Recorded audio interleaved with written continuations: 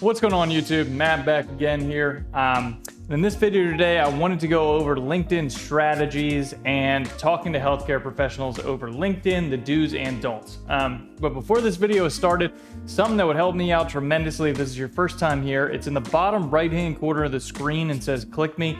If you could do that, that would help me out tremendously by subscribing to the channel. I'm going to be posting here at 7 a.m. every day with new med sales type videos to help you either break in, tips in the industry, how to stay in the industry longer, that kind of thing. So want to help out as much as I can, but that helps me out the most. So subscribe, put a like on the video. I would appreciate it greatly. Without further ado, let's get right into it. Okay, so thing I wanted to talk about first is the don'ts of talking to healthcare providers over LinkedIn. So if you've been in medical sales for a little bit, you probably had the idea to go on LinkedIn because some surgeons have LinkedIns. Now, I can't speak for most surgeons, but obviously, I'm assuming most of their LinkedIn inboxes is going to be flooded with either financial people trying to get their business, people like investment bankers, other kind of people like that, financial planners, etc. And then also reps, I'm assuming, are going to be in their LinkedIn inbox quite a bit. So how you can separate yourself from this is not talking about your product to them in their inbox, not going in their inbox and saying stats about your product, why it's better, etc. Something that I have actually had success with doing is just simply complimenting them on the work that they do and how hard that their staff works. And I would like to get them a lunch sometime. You know, if we do or don't talk about the product, like that's one thing, but I would love to meet your staff because I know they do amazing work.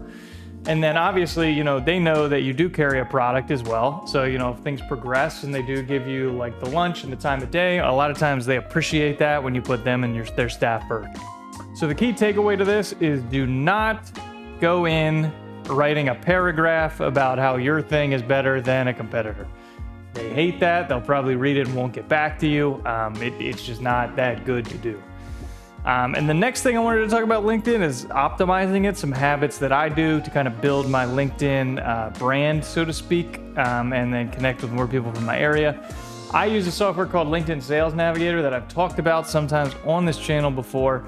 I think it's a great tool because what you can actually do is you can type in a specific geography, like let's just say Atlanta, Georgia, and then you can type in a certain company, let's just say Depew, for example, and it'll show you all the people that have Depew and they're from Atlanta.